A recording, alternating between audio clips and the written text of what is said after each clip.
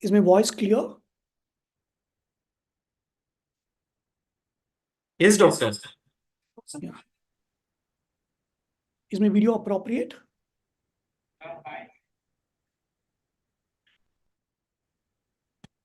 Is my screen visible? Yes, doctor. Yes, yes.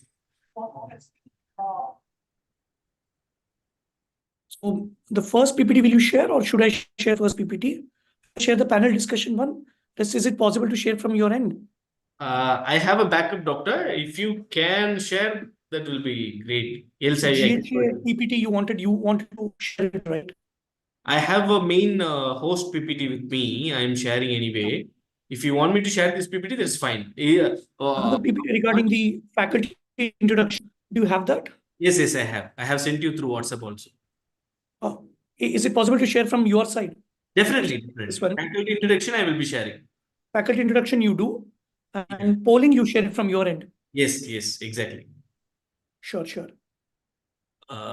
May know. This is actually Dr. Manisha, rename herself. Ansh is actually Vimal. Sumana is there. I do not know about others. Dinesh is yet to join. Ans And J. Who's that? Ansh is Dr. Vimal. Okay. Can I rename that? Vimal, can you rename yourself? And Dr. Manisha, can you rename yourself?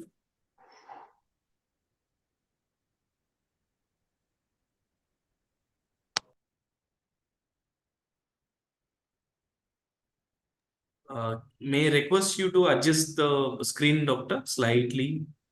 Yeah, Uh, yeah. Just that. Okay, just that. I, yeah. Is that okay now? No, slightly. You'll have to bring it down. Slightly. Yes, yes, yes. Yes, perfect. Perfect. Sure. So now the time is 6:58. So should we wait till 7:05 or we launch at 7? Let us wait till 7:03, probably 7:02 or 3. If we Okay. have sufficient participants, then I will go ahead and share the screen and start that. You will have a countdown timer at the second slide. You can see that. Sure, sure. Thank you so much. Once the countdown timer goes away, then you can start immediately. Sure. Thank you so much. That's a cue for you. Yeah.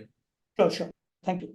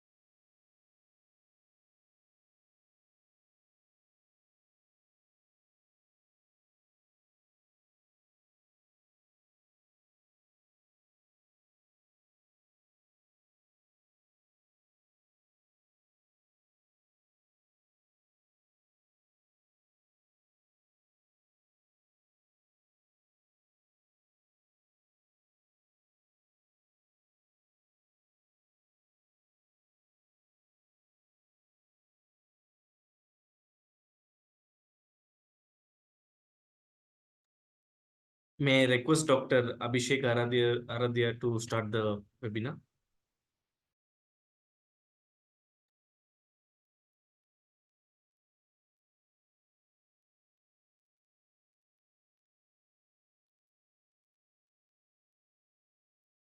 So good evening, everybody.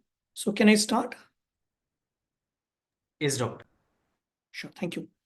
So thank you everybody for joining us for this panel discussion. We thought to have this panel discussion because I'm sure, I think you will be going through those online modules. So some of you would have had some doubts. If a direct 3 months later physical session, I'm sure most of you will have some doubts which won't clear. Some of you may lose interest with time. So we thought this is an opportunity to interact with you directly through case-based scenarios. And if any such confusions, we can help you then and there itself. This panel discussion will probably aim at looking at non-invasive module in particular. So we thank Global Healthcare Academy, which is India's leading med tech academy.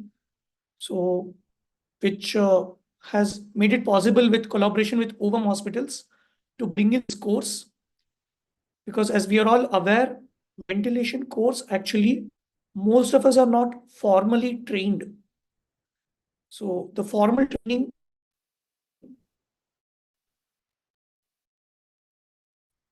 doesn't have medical schools.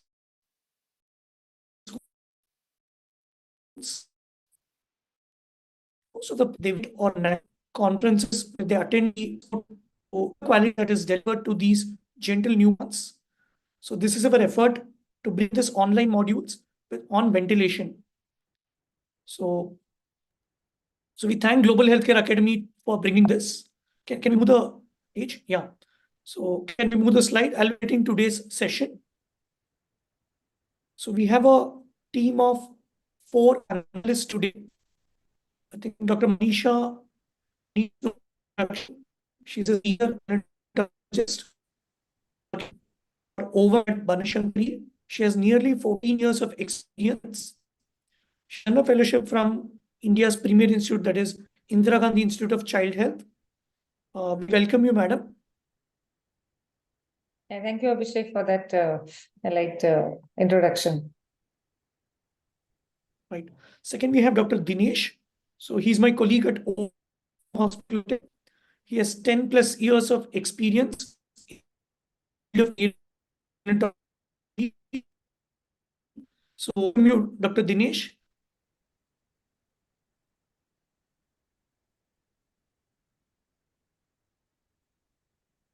Okay, next. We have Dr. Vimal. So Dr. Vimal again has 10 plus years of experience in neonatology.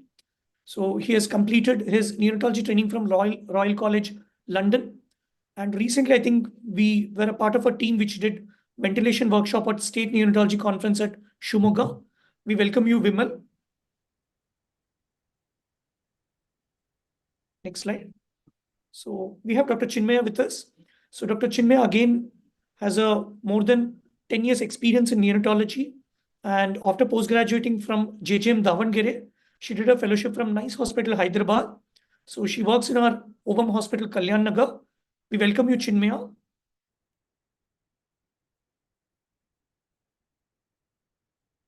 Next slide. Thank you, sir. So this is actually analysis.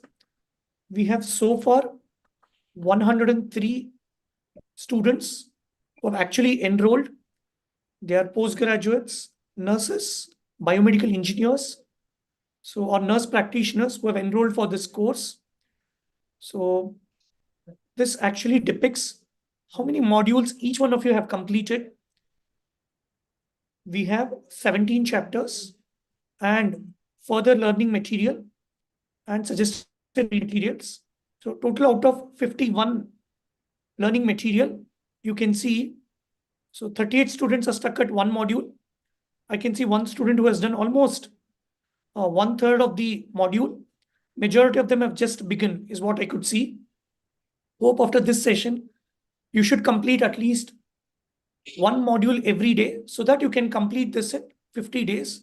You need to just spend 20 minutes every day so that you can complete these 50 modules in 50 days. Next slide.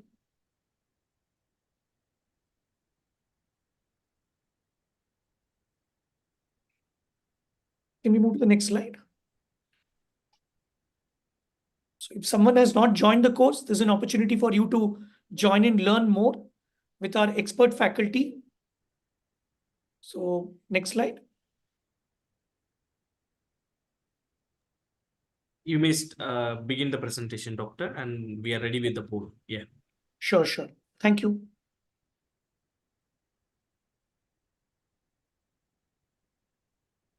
Yeah. Is my screen visible? Yes. Sure. So let's begin the panel discussion. So the objectives for today's learning is we are going to discuss delivery room stabilization, management of respiratory distress syndrome, non-invasive ventilation, post-extubation care, apnea management, and nursing care. We'll have 6 different scenarios. We'll have a case scenario, after which we'll have a polling where all of you will answer. Based on the polling results, let's actually discuss the answers with our expert panelists. Already introduced 4 panelists, Dr. Manisha, Dr. Dinesh, Dr. Vimal, and Dr. Chinmaya. Let's begin with the case. This case will be answered by Dr. Manisha. So it was a primary gravida mother. It was a positive blood group, a 30-weeker, 1.2 kg baby. There were no maternal risk factors for infection. Caesarean section was done for anal abruption. It was an emergency LSCS to protect the mother. So the concerns most of us will have is the role of steroids. How do we stabilize this newborn in the delivery room? How do we transport the newborn? So can we have the first polling?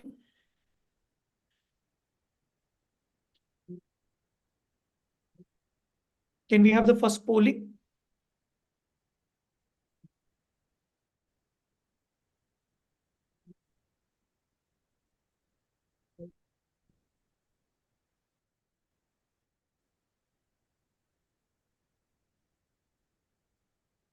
Hope you're able to see the poll. Vignesh, only 10 people are able to poll, are able to join through other platforms as well for the polling.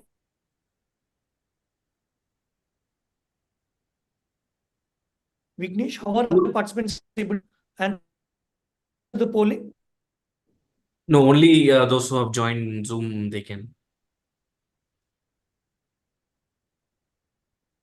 We are Can we enabling ask them through the Zoom? online platform also, doctor.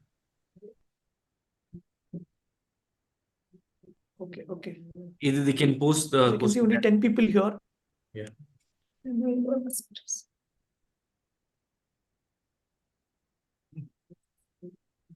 Do we have somebody to compile from the other platforms as well? Yes, doctor. Sure.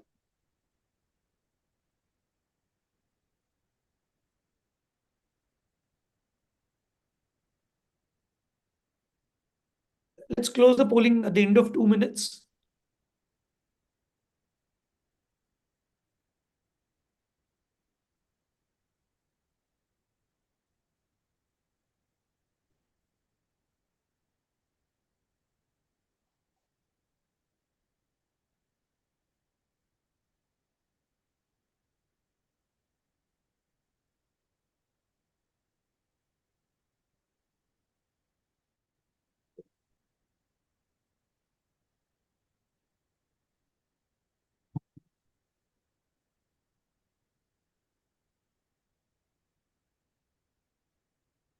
Yeah. Can we have the results, Vignesh?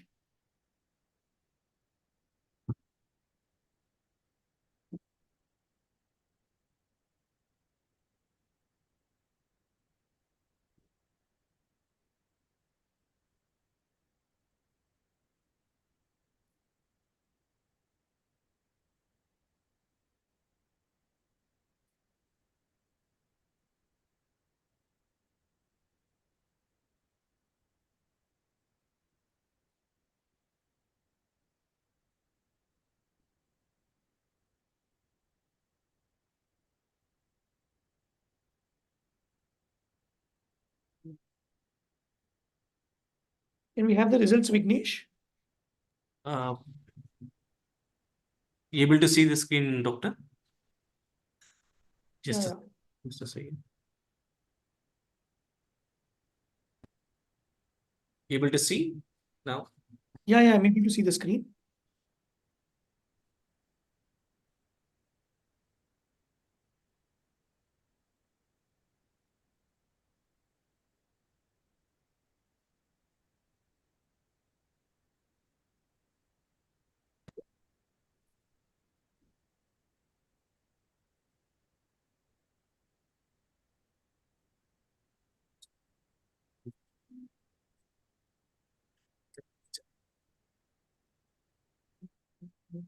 What has the majority people answered?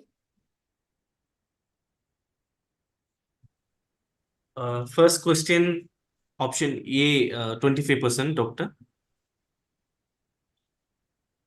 Right.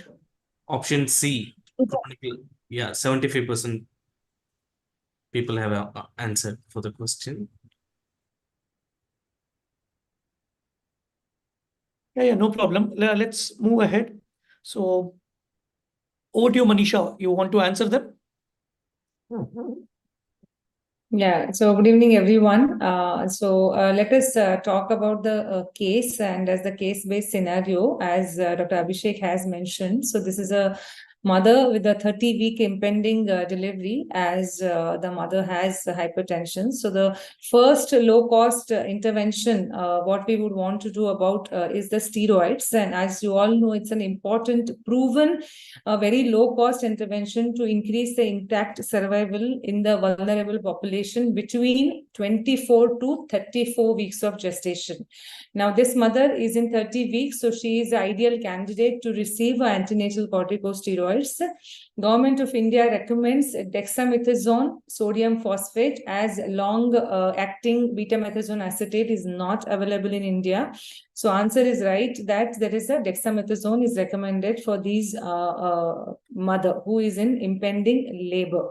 Now, maternal diabetes or the hypertension, or this is not a contraindication for giving a antenatal corticosteroid. The only contraindication is the frank chorioamnitis. It's an absolute contraindication, but otherwise the diabetes, preeclampsia, or hypertension are not contraindications. We can administer dexamethasone in this mother, but keep a careful watch on the blood sugars and the blood pressure of the mother. So you can see that the question asked was, can you show me the question, the questions, Abhishek? So the question was, one was antenatal steroids helps in all except RDS, IVH, mortality, CLD. And yes, so the answer for that is the role of antenatal steroids in preterms. As you know, it decreases definitely. There is a 45% reduction in the RDS. That's a primary morbidity associated with the premature babies. About 45% reduction also in the IVH, and also in the necrotizing enterocolitis. About 31% reduction in the mortality and need for the mechanical ventilation and early onset sepsis. But it does not decrease if you see the BPD. There is no RCT or the Cochrane evidence which says that, antenatal corticosteroids have a role in preventing a BPG in the baby. So that's the answer.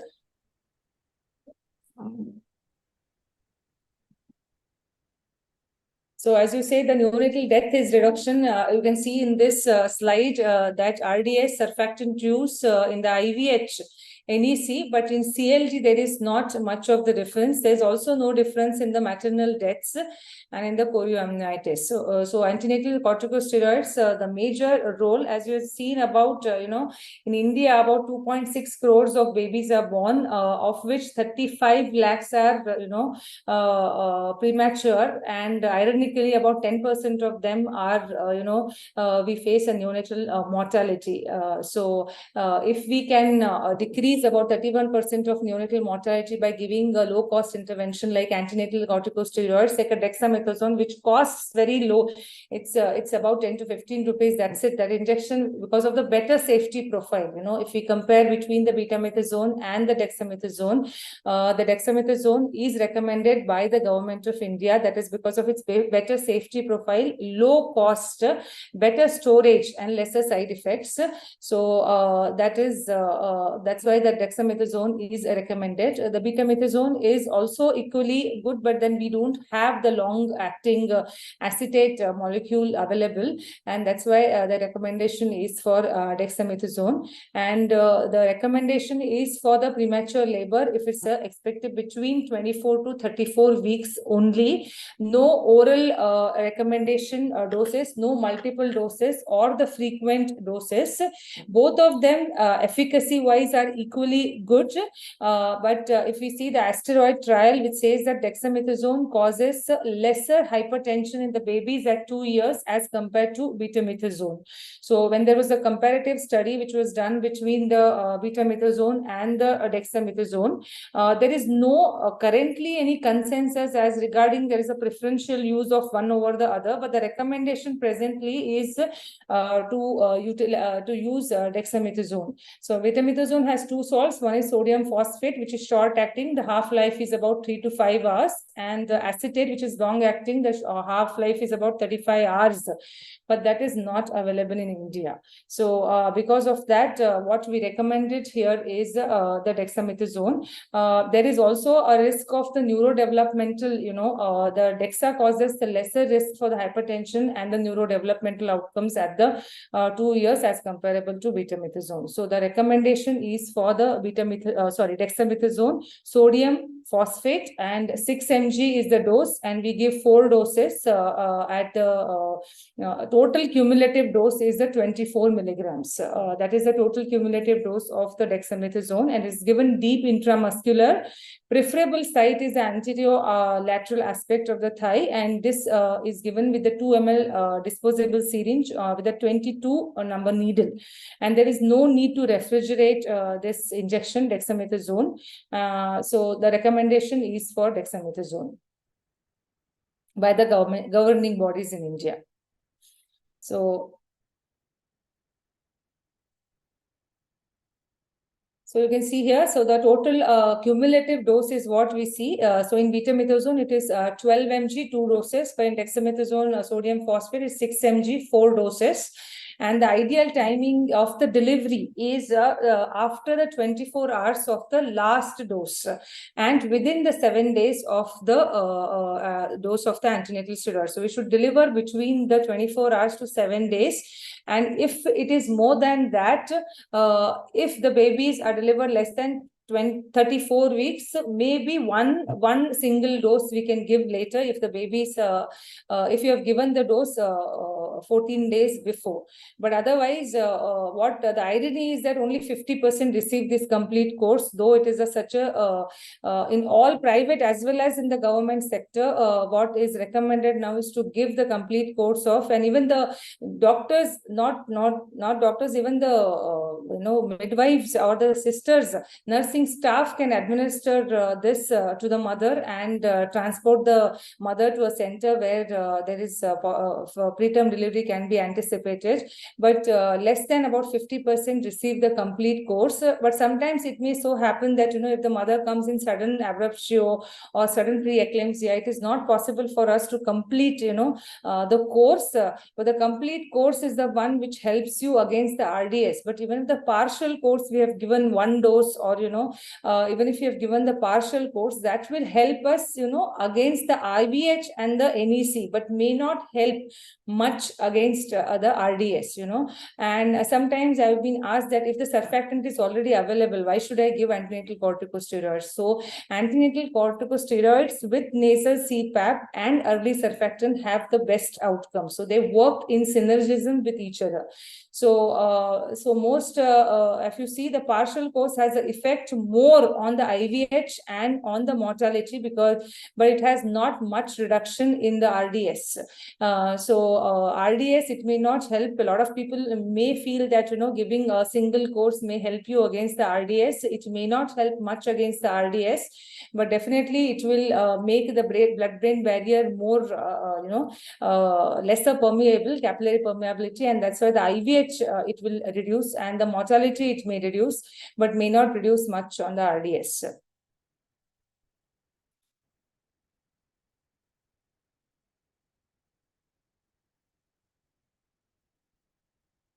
So the next question, what Dr. Abhishek was mentioning about the stabilization in the delivery room and during the transport. So stabilization for the premature babies definitely starts from the temperature, airway, breathing, and circulation, which we have to follow. But there were a lot of trials, like you can see here, the COIN trial, the support trial, and then 1DRM trial. So where they have studied, about babies from 25 to 28 weeks, and they have given, nasal CPAP with the prophylactic surfactant, and they have tried with the early rescue surfactant. And there is a comparison between delivery room CPAP with the conventional approach.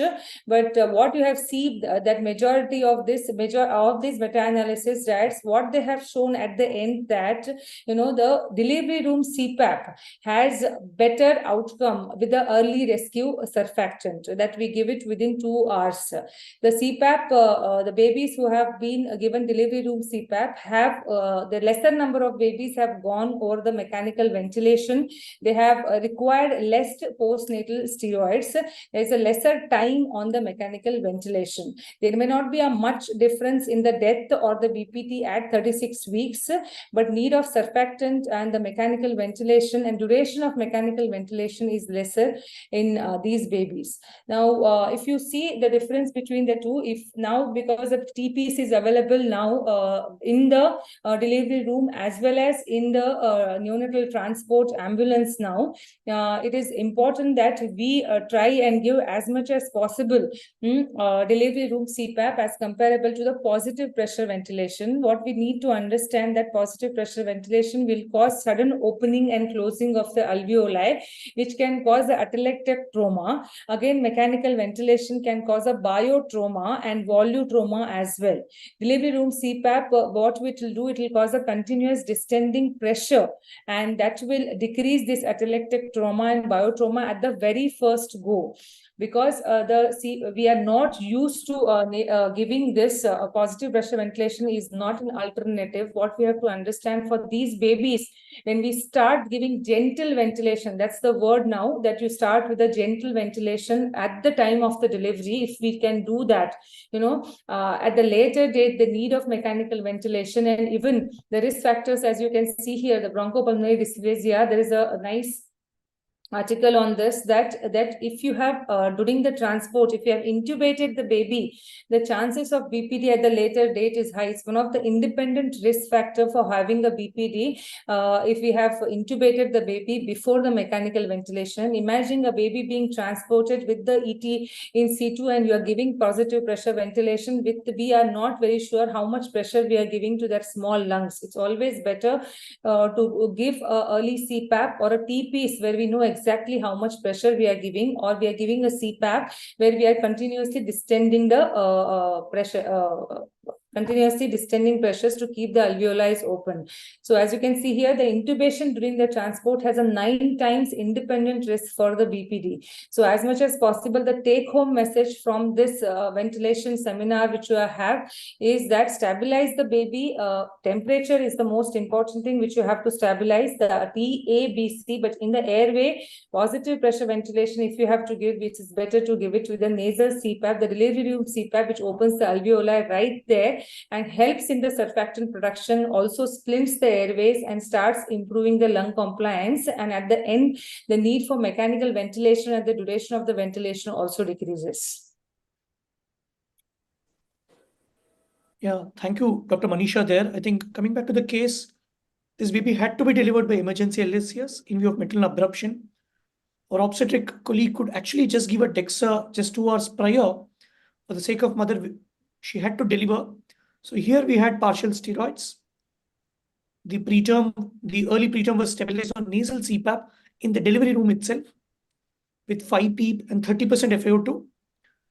We transported this newborn using TPs and RAMS cannula in transport incubator to ensure temperature stabilization.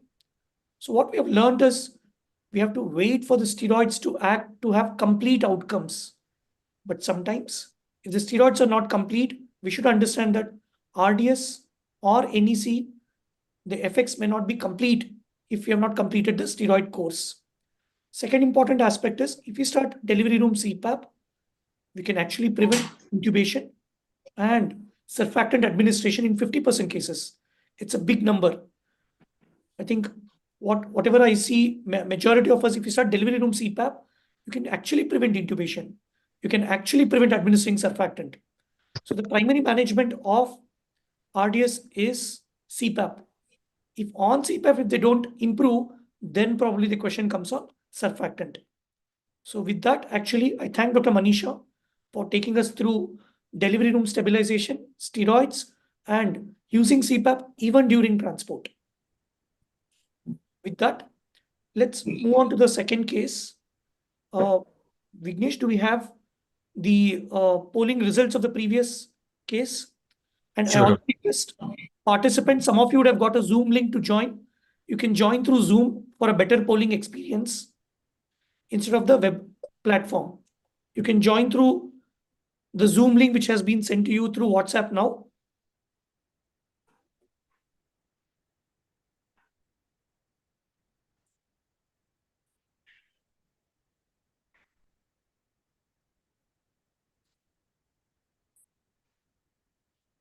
So let's assume that whatever other people have joined, majority would have answered same. So antenatal steroids helps us from RDS mortality NEC, not CLD. Regarding antenatal steroid, true statement is dexamethasone is definitely recommended. Long-acting salt is not available. Ideal last dose delivery is 24 hours to 7 days. I think majority have answered that partial steroids will not protect against RDS. You are right. The primary mode of respiratory support in extreme preterm is CPAP, not oxygen. Thank you. So I think most of you would have got a link through join through your WhatsApp, join through Zoom. You can join through Zoom for a better polling experience. Yes, moving on to the second case. So the same child was transported to NICU. The admission temperature was 36.5. Safely we could transport. Now the concerns you must be having is what type of CPAP to start. Should we start ventilator CPAP? Should I start a bubble CPAP? Which interface? Hudson Bronx, Rams cannula, or a mask? What should be my initial settings? How should I optimize CPAP delivery? When to consider surfactant? Should I administer surfactant for all? These will be the concerns. Let's have the second polling on screen.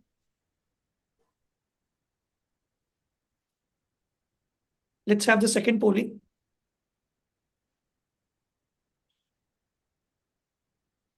The polling is on your screen.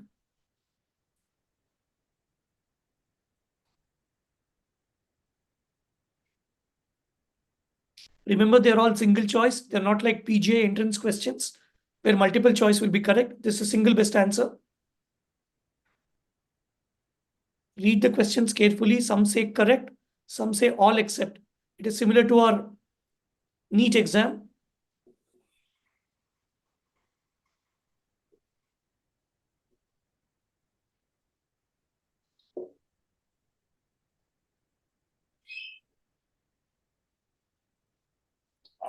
There's no negative marking. Each of you feel free to participate in the polling.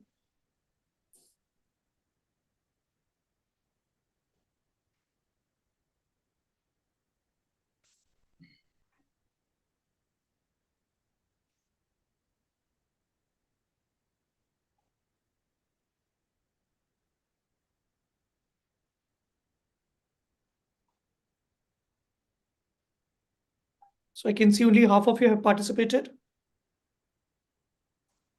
Some of you would have received Zoom link to join through your WhatsApp.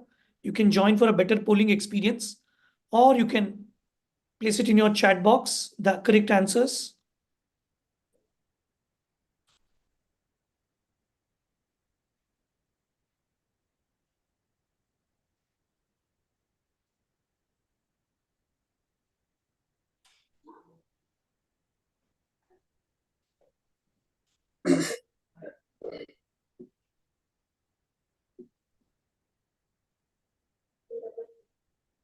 Exactly at 2 minutes, we can end the poll. Now it's a very interesting poll here because we have majority people have voted like democracy. Yeah. So looking at the results, I think 60% feel we need to start at 5 liter per minute flow, 5 PEEP and 50%. So that's the right answer. So 5, rule of 5. And second, so the correct answer is C, both A and B.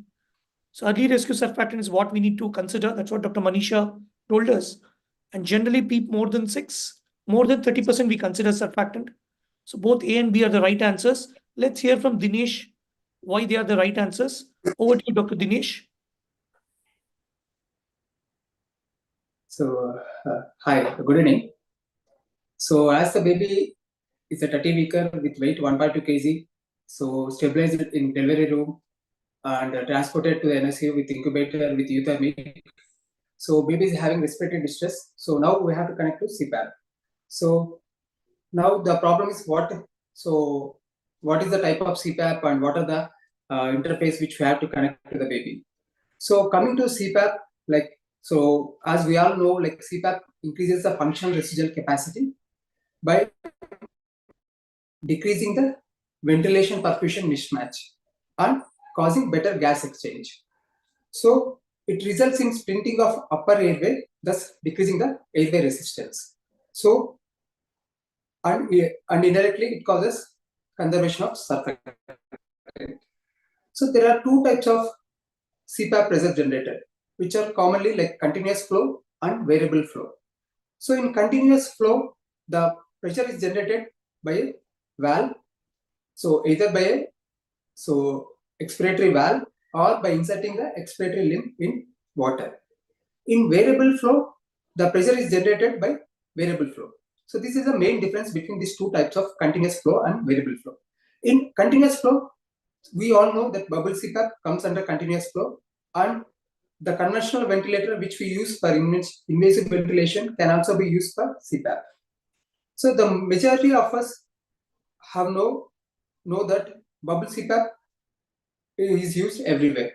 So like in bubble CPAP, the main positive advantage is like in addition to the CPAP pressure, it also has a bubbling effect which reverts back the vibrations so that it improves the gases exchange by causing facilitation effect.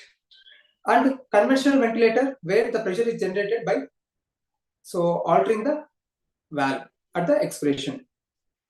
In variable, but the major advantage of bubble CPAP is compared to conventional ventilator, it is of low cost and widely available. So conventional ventilator has a very high cost and high maintenance. Compared to variable flow, like variable flow, we all know infant flow driver and CPAP machine. So here the pressure is generated at the baby at the proximal airway near the nares. So here, because of Bernoulli effect, so via dual injector side jets, there will be a Coanda effect which causes the pressure effect near the nares.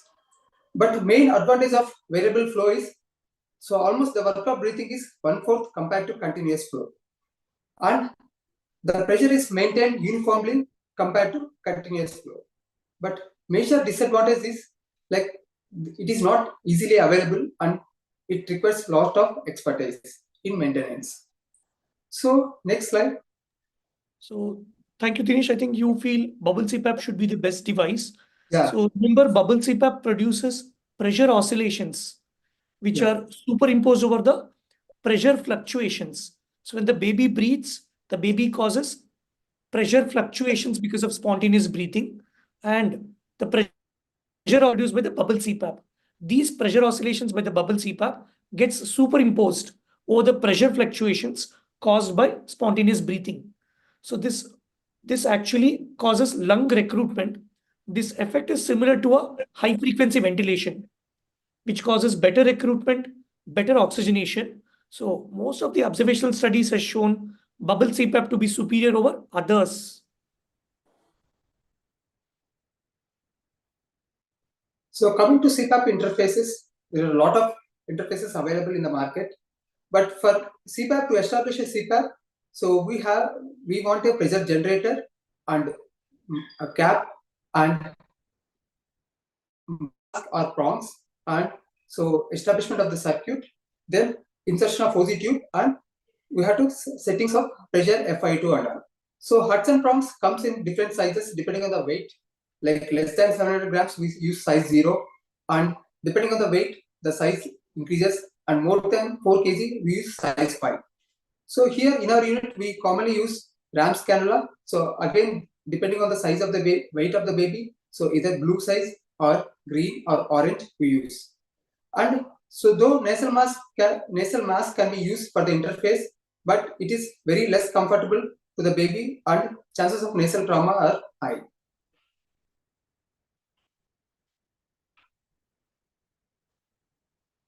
Next slide. So once we establish CPAP, so how do you initiate the CPAP? So always remember that there is rule of 5. So we have to start 5 liter per minute with flow and PEEP of 5 centimeters and FI2 of 50%. So FI2, it varies depending on the unit. So but commonly around 30% is commonly used as a starting FI2. So how do you optimize after starting CPAP? So if still retractions are there, if still SAS score is more than 3, if still grunt is there, we have to increase PEEP by 1 centimeter. If hyperinflation is there, then we have to decrease the PEEP by 1 centimeter. And saturations should be maintained between 91 to 95. If it is less than 91%, we have to increase the FI2. If it is more than 95%, you can titrate the FI2, you can decrease it. Next slide. So coming to RDS protocol, so suppose as this baby is less than 30 weeks, so for any baby less than 34 weeks, so we have to stabilize the baby in the delivery room by taking care of temperature, airway, breathing, circulation, and immediate delivery room CPAP by TPs with 5 centimeter pressure. And after shifting to NSCU, we have to start bubble CPAP with initial settings of 5P and 30% FI2. Then, according to the response, if still SAS score is more than 3 or retractions are there or grunt is there, then we can increase PEEP by 1 centimeter for every 15 minutes, and maximum we can go up to 8 centimeter of water. Then if still more than 6 centimeter of PEEP, still FI2 more than 30%, still the retractions are there, then that is the indication to give surfactant. Surfactant is given by Insure technique. So intubate, give surfactant and extubate. So normally, so Curacao surfactant is given at a dose of 2.5 ml per kg if preterm less than 28 weeks or if less than 1 kg. And Neosurf is given a dose of 5 ml per kg if weight is more than 1 kg. So then after giving the first dose of surfactant, if settings have come down, then we have to titrate PEEP and FI2. And so more than 30 weeks, so we can give off CPAP trial after 24 hours. If still less than weeks, better to continue CPAP. If still the settings are static, then after 12 hours, so we have to do an X-ray whether to check for any collapse or pneumothorax. Then we can give a second dose of surfactant by Insure technique. If there is a worsening is there, if the settings have gone high or if FI2 requirement is very high, then again we have to do an X-ray to rule out any pneumothorax, any collapse. Then we have to intubate the baby and then give second dose of surfactant. Suppose if the baby is maintaining, so if the baby is improved, the retractions have come down with the initial settings, then we have to titrate FI2 gradually to maintain saturations between 91 to 95%. So according to the response of the baby, so we have to either increase the settings or we have to decrease the settings, then give the dose of surfactant, first dose and second dose, depending on the baby, how it responds.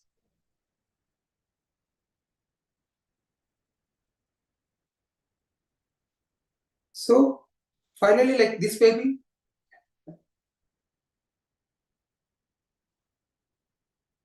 Dinesh, please proceed. That's sir. Just summarize. Sure. Thank you, Dinesh. I think we have seen that bubble CPAP is better, so we decided to place bubble CPAP here, and it depends from unit to unit. In our unit, we use RAM scanner. Probably in our another center, we use mask. So whichever you are comfortable with, as we learned from Srinivas Murki sir, whatever your unit is comfortable with, which causes less trauma, your nurses are practiced with it, and if the unit is comfortable, go with that. So mask is best. Second best is RAMS cannula. So mask or ROMs you can stabilize. We started with rule of 5 PEEP, 5 liter flow, 50% FiO2. So this baby actually required surfactant because the baby required a setting of 6 centimeter PEEP, 35% FiO2. This baby required surfactant by 1 hour of life by inshore technique. Unfortunately, since the steroids could not be completed, that could be one effect of this baby having severe RDS requiring surfactant. You can administer surfactant by LISA if the unit is expertise. So we administered by Insure. So with that, let's move on to the second case. So far, we have learned antenatal steroids. We have learned delivery room CPAP, transportation CPAP. So stabilization in NICU, optimize CPAP, administer surfactant only as an early rescue, not as a prophylactic. Remember from Manish, she mentioned 4 positive breaths is enough as per animal studies to cause BPD. As neonatologist or people who care for newborns, our work, unlike pediatrics or adult ventilation, is not just survival, but also to protect the lungs. So if you have to prevent BPD, we need to manage ventilation gently. So one of the important things is by giving CPAP, avoiding positive pressure. So you can do that by starting on CPAP and then administer surfactant only when it is needed. So with that, let's move on. So to a different case, I invite Dr. Chinmaya. So this is a different case. So this is a second day baby who was a 32-weeker, slightly larger baby than the previous case, 1.5 kg. Baby cried immediately after birth. Here, we had risk factors in the mother like leaking PV more than 18 hours, that is for 24 hours. No other features of clinical chorioamnionitis. There was respiratory distress at 10 hours of life. This baby was on blender oxygen. In view of worsening distress, that is at 10 hours, we had to connect CPAP. Now on second day, the distress is more.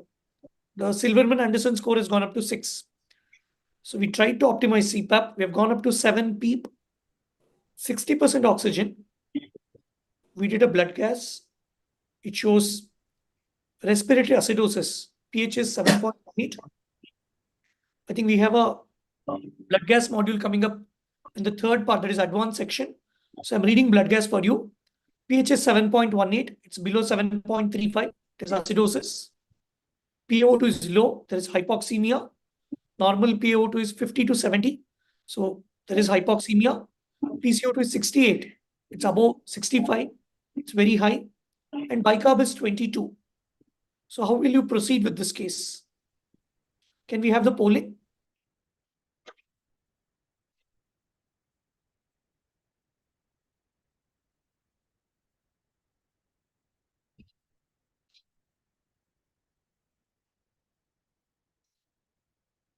Just a moment, doctor.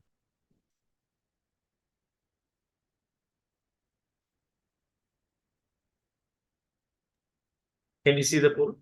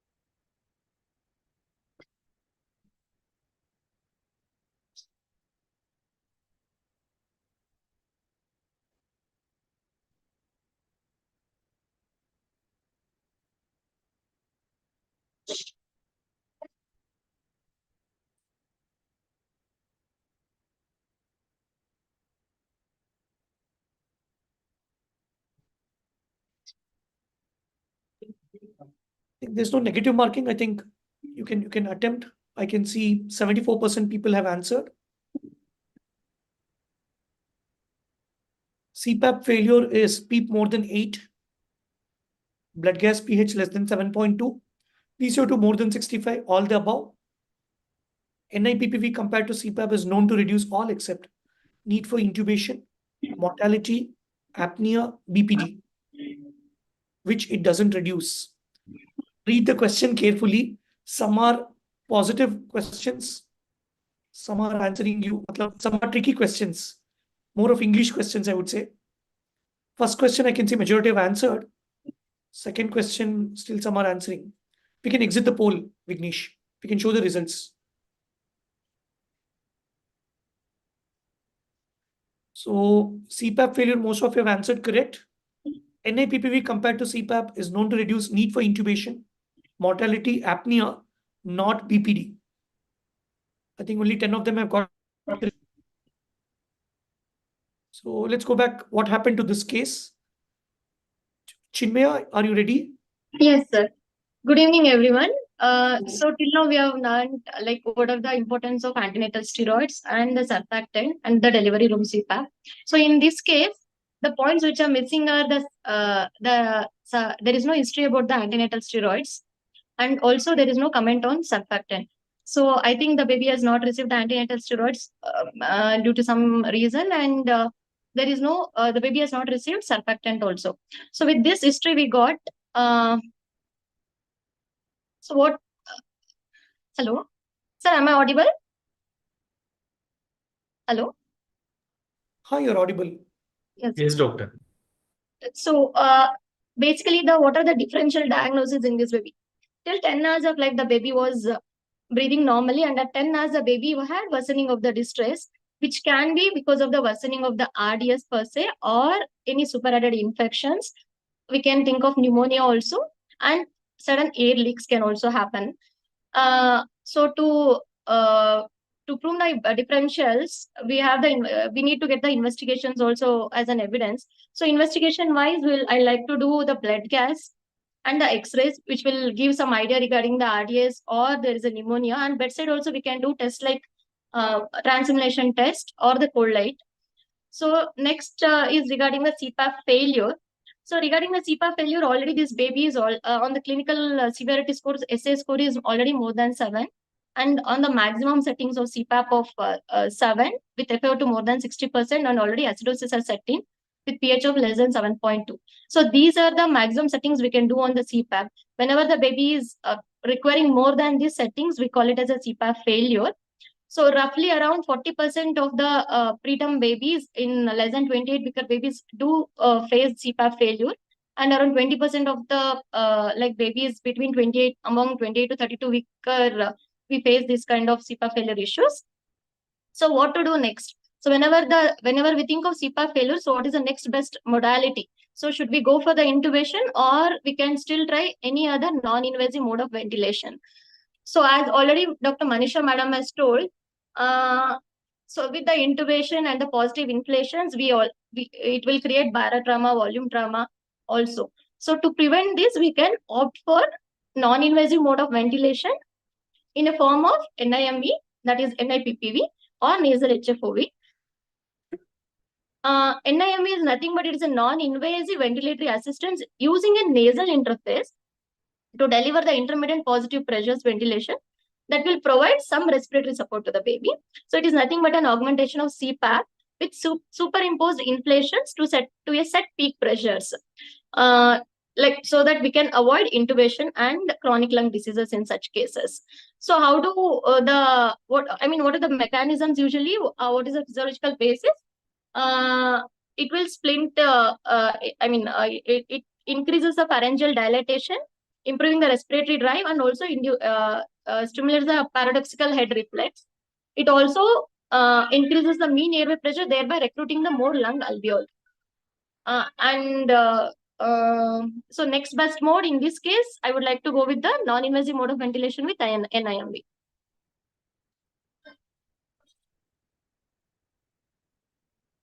Sir? Yeah. So this case actually, we tried NIMV instead of getting to intubation. This baby on NIMV required 17 pip, 5 PEEP, 30 rates. We keep a longer inspiratory time in NIMV than the routine invasive ventilation, 0.4 seconds. The baby required 50% FiO2, on which this is the blood gas, pH of 7.28, more towards acidosis. PO2, normal is 50 to 70, so this is a normal PO2. PCO2, normal is 35 to 45, it's normalized now. Bicarbonate is 18, so normal is 24 plus or minus 4. So this actually shows metabolic acidosis. Base deficit plus or minus 4 is normal. This is metabolic acidosis. So there is some amount of metabolic acidosis. So some amount of compensatory, partially compensated respiratory acidosis as well. But overall, PCO2 is improved, PO2 is improved. You are able to come down on FiO2. Clinically, the baby is better now. One question to you, Chinmaya, what are the maximum settings we can use on NIMV before we actually switch to The invasive mode of ventilation. So, okay. So initially we'll start with the basic settings like PEEP of 5 to 6 with a PIP of 15, or in case of we are doing it in post-extubation cases, we can go 2 to 4 centimeter higher than the pre-extubation pressures. And rate set backup rate will be like 30 to 40. And I10 0.4. With the gas flow, it should be a minimum of 8 to 10 liters per minute. So maximum settings on non-invasive ventilators support is PEEP, we can go up to maximum of 7, with PIP up to 22 to 25. Provided it is delivering the same pressures as the set pressures. We have to rule out first whether the baby is receiving the same pressures as the set pressures. If you have set the pressure at 22 and it is only delivering 15, that is, we can't call it as an NIMV failure. So we have to make sure that the delivery pressures are correct as the set pressures. And the rate we can increase up to 60, I10 0.45, and the gas of 8 to 10 liters per minute. Yeah. Thank you, Chinmaya. So we've learned that from CPAP, if there is a CPAP failure, go ahead to NIMV or nasal HFO. I think nasal HFO, very few of us have experience and very little studies are there. You can safely use NIMV. If NIMV still the baby is struggling, then what next? Let's learn from it. So let's say that baby improved on NIMV. What if the baby did not improve? The same baby, the same scenario. Let's say the blood gas comes out to be as 7.11, the third line, 55 PO2. PO2 is improved. PCO2 is 65. Bicarb is 18, minus 6 base deficit. There is combined respiratory and metabolic acidosis. You've gone to NIMV, 22 by 7, 45 rates, 0.4 Ti, and FiO2 of 70%. You're now on maximum settings. What next? So over to you, Vimal. So I think most of you will answer as intubation. So should we give analgesia, Vimal? What do you think? Yes, absolutely. This is the parameters which you see are obviously indicating that NIV is not working. So this baby would definitely need intubation. And intubation is something that we do quite often on the neonatal unit. There are some concerns that come along with intubating. Obviously, needless to say, it is quite a painful procedure, and we as guardians of the newborn baby in the NICU, we should be paying close attention to it, so that baby will not have a lot of pain. With the pain, obviously, the reason I'm emphasizing on this is there will be a lot of hemodynamic instability in terms of bradycardia, hypoxia. The baby might have hypertension, both pulmonary, systemic, and as well as raised intracranial pressures. So to try and minimize these effects of intubation, we would definitely given some medications pre-intubating the baby. Commonly, we use fentanyl 1 to 4 microgram per kg, given slowly over 3 to 5 minutes. Atropine 0.1 milligram is probably what we would use in the NICU, because the baby is generally not going to be big enough to have the dose given in per kg body weight. Vecuronium or any other short-acting muscle relaxants such as succinylcholine is something that you can use. prior to the procedure, about a minute or two before the baby is intubated.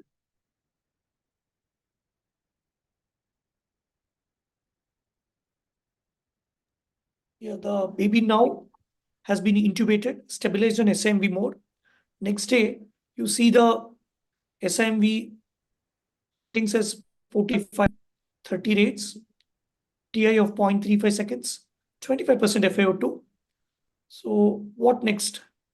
So the concerns will be when to extubate, which extubation mode to choose, what should be the post-extubation care. Can we have the polling?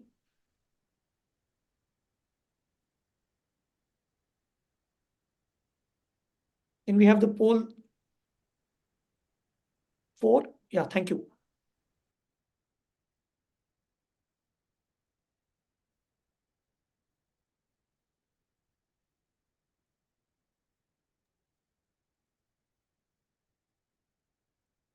The first question is, when is it generally safe to initiate weaning process for a preterm? After 12 hours of mechanical ventilation, once the newborn reaches birth weight, once the MAP is less than 7, FiO2 less than 30, tolerating ET CPAP for 5 minutes. This is your first question. I can see the answers coming up. The second question is, following is true of extubation. Both CPAP and HFNC are equivalent modes. CPAP is safer than NIMV as post-extubation mode. No need of routine X-ray post-extubation. Post-extubation feed should be withheld for 6 hours. It's a very, very challenging poll there. Every question, read it very carefully. The words like safe, equivalent, they have their own statistical meanings. Be very cautious while choosing the answers. People who are in other platform can join Zoom. You would have received a WhatsApp link. You can join through it.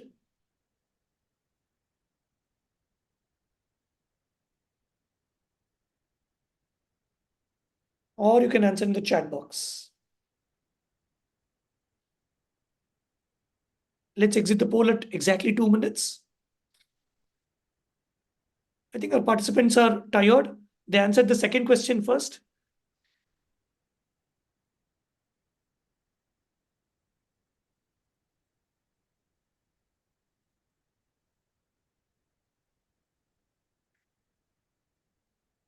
So majority of you feel once MAP is less than 7, FiO2 less than 30, we need to extubate. Most of you are right. Regarding extubation, remember CPAP, HFNC are not equivalent. HFNC is non-inferior to CPAP. Remember, equivalent, non-inferior are not same. Like for example, you want to eat sweet today. So you are in home, you open the sugar box, eat sweet. There's another person who feel sugar is not equivalent. They walk, go to a sweet shop, eat the sweet.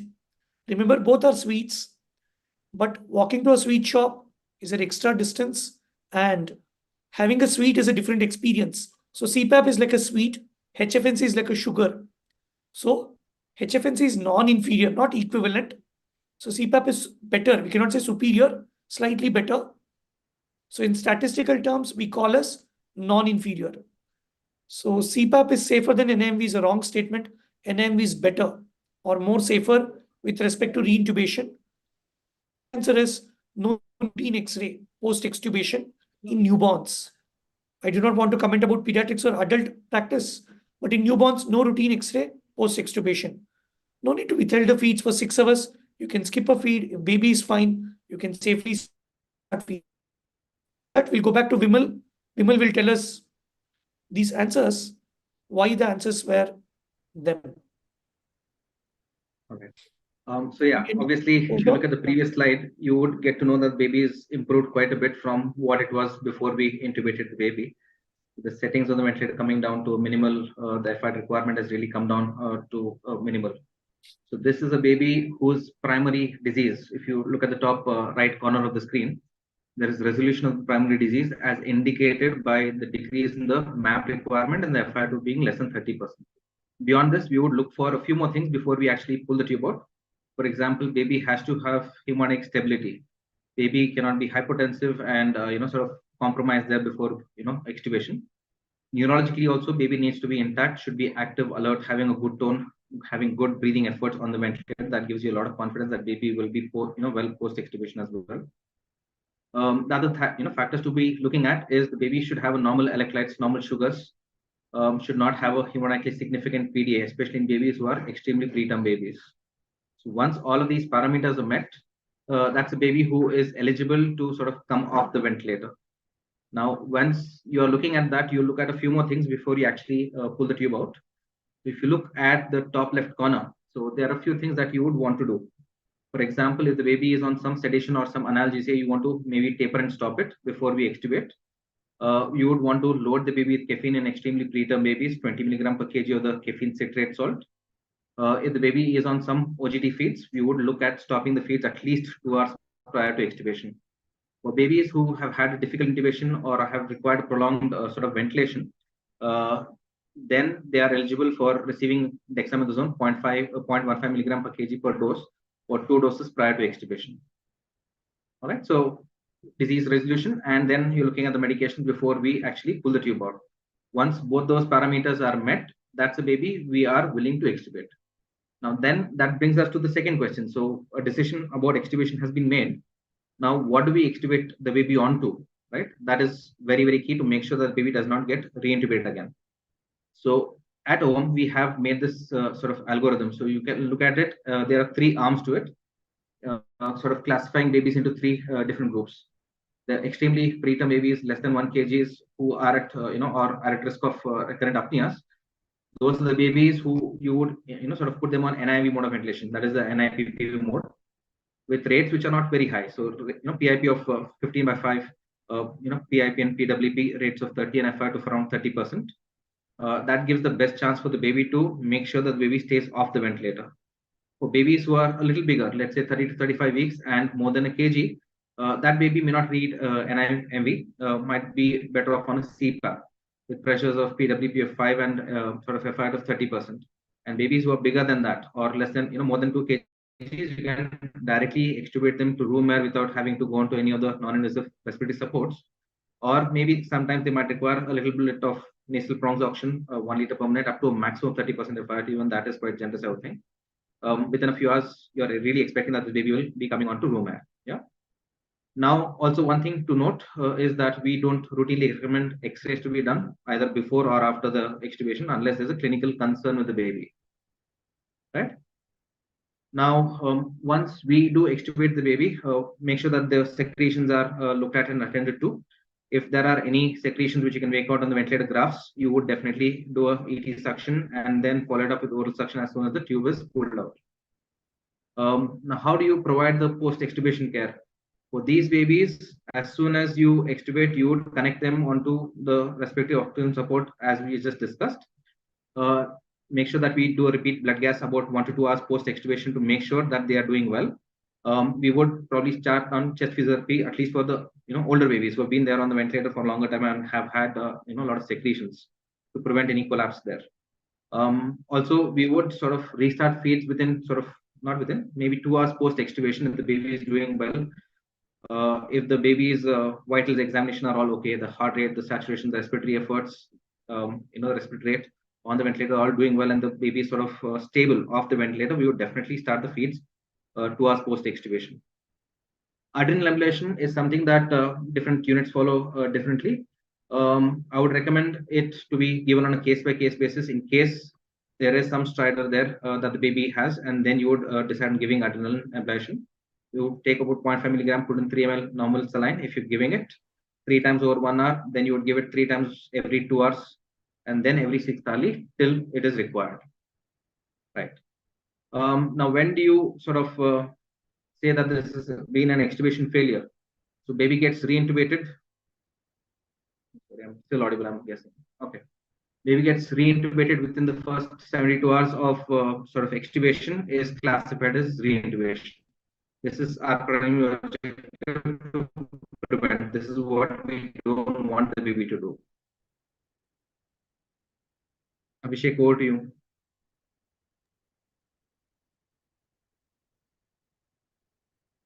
So thank you, Vimal, for taking us through extubation preparation. So when to extubate, what modes to use. See here, NIV is a mode to be used in smaller babies because they're prone for recurrent apnea. So that's what, with the latest evidence, we have teased out 30 or 1. You may be wondering from where did that 30 or 1 kg come in? Based on our experience that less than 30 weeks have more apnea than above 30 weeks. So we safely extubate them to NIMV than CPAP. So CPAP is our primary mode. We can use HFNC for a larger baby. So as it is non-inferior. For above 35 weeks, you can safely extubate to oxygen. So remember, if the baby is on HFO as well, if the MAP is below 7, you quickly extubate, no need to wean to a pressure control mode and then come back. So the answer is NIMV is the best, followed by CPAP, probably in a larger baby. Even in more larger babies, go back to oxygen. So let's move on to the 5th case. We have just 2 more cases lined up. So 5th case.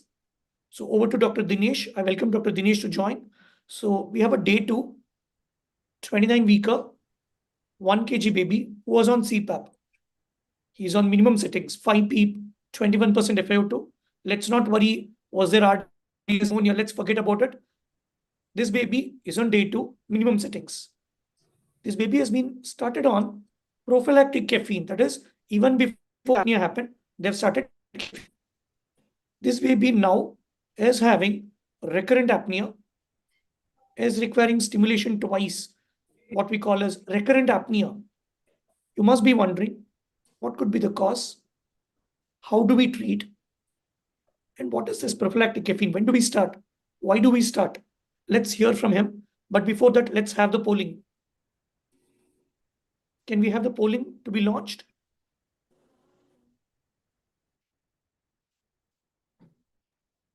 The first question is detailed settings on NIPPV in a case of recurrent apnea will be 15 pip, 5 PEEP, 30 rates, 21% FiO2. The second option is 40% FiO2. Third option is slightly higher pip, 17, PEEP 5, FiO2 21%. The third option, PIP 15, PEEP 6, higher PEEP, FiO2 30%.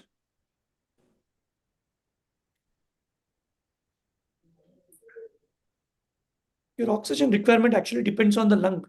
If it's a normal lung, does it require oxygen? How much rate should we set?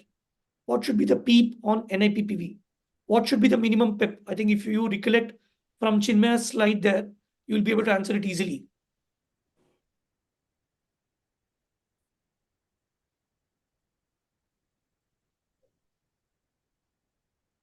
The second question is, rationale for prophylactic caffeine is to reduce apnea, reduce CPAP failure, to maintain blood pressure, to reduce BPD.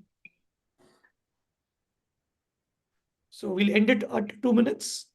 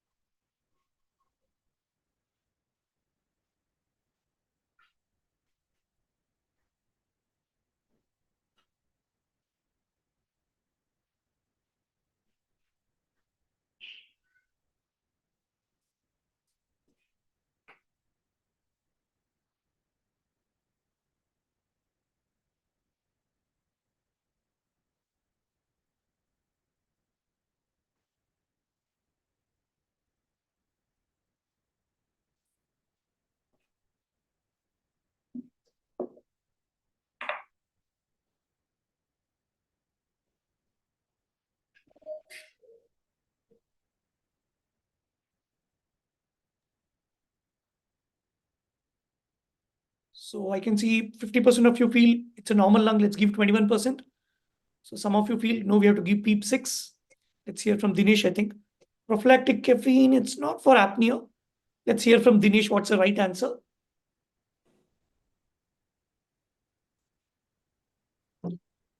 So the results on the screen. So the correct answer for the first question is option A. The correct answer for second question is option D.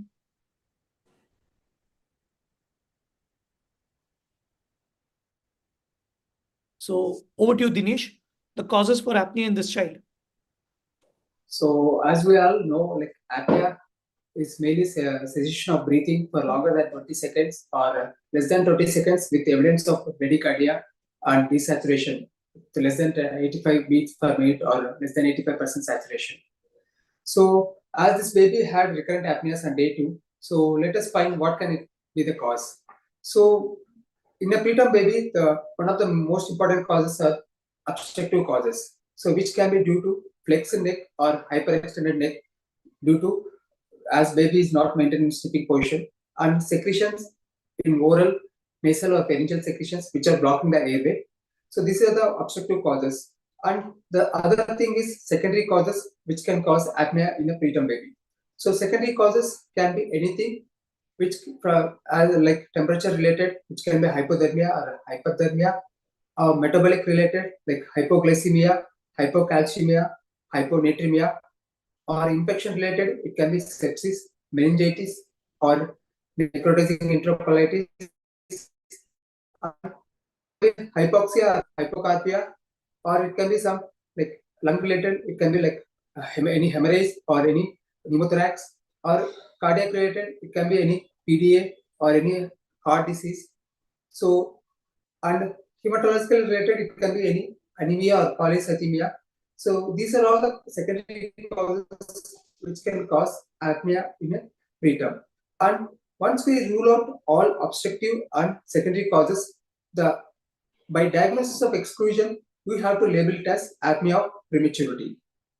So apnea of prematurity is due to immaturity of the brainstem and peripheral chemoreceptors, which causing inadequate ventilatory response to hypoxia and hypercarbia.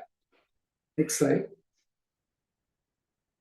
So as this baby was given already prophylactic caffeine, as it is less than 30 weeks. So first of all, we have to stimulate the baby and we have to do suction to rule out any obstructive causes. So once we do suction and maintain position of the baby in stiffing position, then we have to observe the baby for any repeated apnea. If still any repeat apnea is there, but there is no obstruction, then we have to look for secondary causes. So we have to do few common investigations to rule out secondary causes, especially first thing is sugar. RBS we have to check, then we have to do a blood gas for electrolytes and acidosis, and CBC for infection for any polycythemia and anemia, then septic screen for infection, then USC cranium for any hemorrhage. And so if there is no secondary cause is found, then we have to check for apnea of prematurity. Then we have to label it as apnea of prematurity. So once we label it as apnea of prematurity, as already babies on prophylactic caffeine, then we have to give a mini loading dose in this case. But otherwise, we have to start with a loading dose of caffeine, which is 10 mg per kg of the base dose, and maintenance dose of 2.5 to 5 mg per kg per day of base dose. So then if there is no apnea, we have to continue caffeine until 34 weeks. Then we have to stop caffeine if baby is apnea free for 5 days. If there is no response, so mini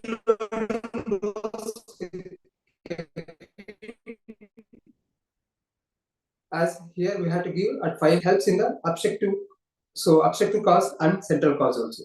So here the CPAP setting should be minimal with PEEP of 5 and FiO2 of 21%, as so lungs are fine because we have ruled out a secondary cause. Then after CPAP, connecting CPAP also, if still baby is having recurrent apnea, then we have to connect NIV. So here, as previously discussed, like NIV, so the setting should be very minimal as there is no lung component. So here the PEEP should be 5 centimeter and rate should be around 30 per minute. Then FiO2 should be 21%. So after connecting to NIV, still if apnea continues, then you have to intubate the baby and connect on SIV mode.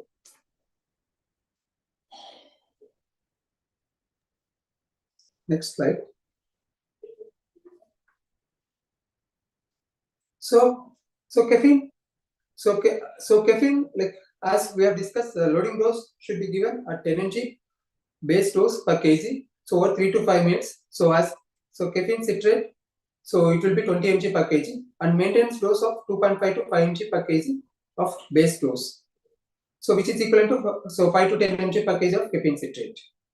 So it is available both in oral syrup and IV formulation, which is 10 mg per ml in the both forms. So coming to the last question, like prophylactic caffeine. So according to the CAP trial, caffeine therapy for apnea of prematurity, so for less than 30 weeks, it has showed decreased need for supplemental oxygen at a post-menstrual age of 36 weeks and shorter duration of respiratory support without caffeine. But there is insufficient evidence for prophylactic caffeine. So as there is no Cochrane evidence which does not support the prophylactic use of caffeine in less than 30 weeks.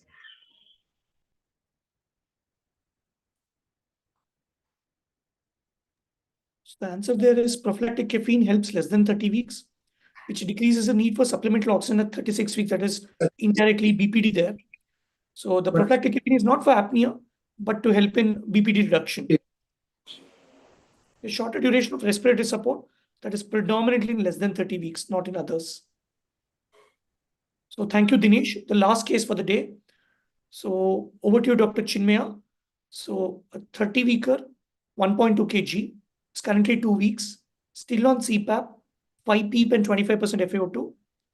On nasal assessment has nasal trauma. How do you assess, treat, and prevent nasal trauma? Over to you, Chinmaya. Before that, we can have the last polling of the day.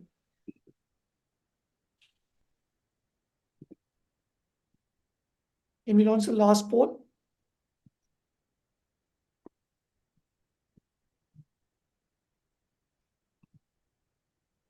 The following is true for prevention of nasal trauma prevention while on CPAP. Ensure humidification is set at 37 degree or what we call invasive mode. Apply saline nasal drops 2 to 3 hourly. Mask and Ram's cannula have lesser trauma compared to Hudson prongs. All the other. Second question, humidification temperature while on CPAP must be set at 37. Invasive mode, both A and B, or 34. In preterms, what should be the humidification temperature?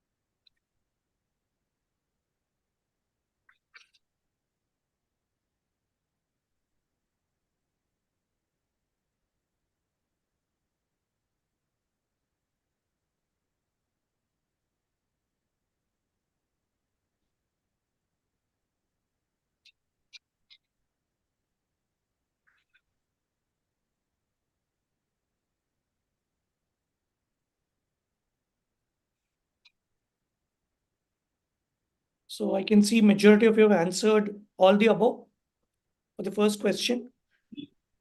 For second question, mind you, invasive mode is 37. The answer is both A and B. So over to you, Chinmaya. Yes, sir. How to assess for the nasal trauma? See, whenever we are using any interface for that matter, be it a nasal prongs or mask, nasal trauma do happen. We face a lot of issues regarding that. So we usually stage nasal trauma in 3 different stages, starting from the non-blanching erythema, as in picture A it is showing, and it is leads to the superficial erosions, and finally to the necrosis of the full thickness of the skin. both the prongs and the mask are causes the nasal trauma, but predominantly more seen with the prongs, with the binasal prongs. So before going down to the treatment aspect, I would like to tell few points about the prevention of the nasal trauma, because I think prevention is better than the cure. So what precautions we need to be taking care in such cases is like choosing a proper interface. The size of the interface, what we are using, it should snugly fit into the nose. It should deliver a set pressures, but at the same time, it should not cause too much of pressure on nasal bridge or the septum. And we can also use the skin barriers like hydrocolloid barriers with like duoderm or silistics and all to prevent the nasal trauma. And we can instill the saline nasal drops every 2 to 3 hours. If we notice that the mucosa is very dry and if we are seeing the visible secretions or anything, we can do gentle suctioning also with 80 to 100 mmHg of pressures. But at the same time, to prevent all these nasal mucosal injuries, and also the respiratory mucosal injuries, we need to emphasize more on the humidification aspect. So what is humidification? We know that medical gases are very dry and cool, and we have to deliver them at the temperature which is suitable for the respiratory mucosa. So, humidification helps in, it will heat the medical gases, respiratory gases, and it will humidify by adding 100% relative humidity, and we will heat it up to temperature of 37 degrees Celsius and it will be delivered. So how to know that we are giving the optimal humidification? For example, in the second question for preterms and the terms, sir specifically asked what is the humidification temperature for the preterms. So in preterms, as the nose is not well developed, both invasive and non-invasive mode of ventilation, we set it at a temperature of 37 degrees Celsius. And in case of terms, in invasive mode, we can set at 37 degrees Celsius, and non-invasive, it is 34 degrees Celsius. And within the humidification chamber, with 100% relative humidity, of course. And in the humidification chamber, we'll be able to see minimal beading. There will be no condensation in the expiratory limb, but we will expect some condensation in the expiratory limb. So next, also, we need to train our sisters regarding how to handle how to put them interfaces. We need to give a continuous education for them for the assessment and also for the prevention of the nasal trauma. So now coming on to the treatment aspect, whenever we observe that the baby is having non-blanching erythema, we need to identify that initially first, and then we have to make sure that whether our interface is properly selected or not, size is correct or not, and we can even do the nasal massaging. And whenever we see that there is already a skin erosion, we should apply for the local antibiotic like mupirocin to the affected area, and skin care very too early to check for the skin integrity. So each shift, if the sisters looks for that nasal trauma injury, we can prevent it actually. So, and at the last stage, we have to, whenever we are feeling that there is a necrosis and all, when we see that necrosis, we have to remove the mask or prongs immediately and ensure that we are supporting the respiratory support. We can change the interface. Either if you are using mask, we can change it to the prongs, or if you are using prongs, we can change it to the mask. And we can always think of changing the interference along with local antibiotics. Over to you, sir. Yeah, thank you, Chinmaya. I think we had 6 interesting scenarios. So I would end saying that there's nothing positive about positive pressure. If you have to do gentle ventilation, it is CPAP, CPAP, CPAP. If there is CPAP failure, avoid intubation. You may end up giving some positive pressure through NIMV, but avoid intubation. So we all know stretching is good before exercise, but bad for the alveoli. So we should, as early as possible, liberate the baby from the invasive ventilator. So these are the quotations what we saw from Gautam Sures's talk when we started this ventilation webinar series on October 21.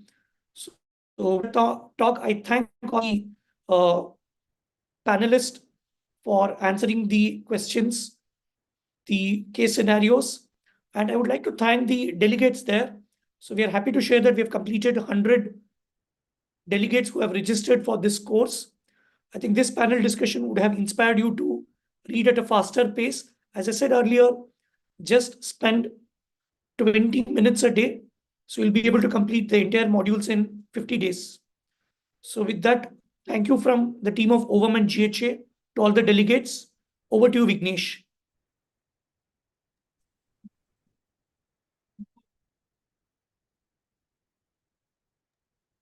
Yes, doctor.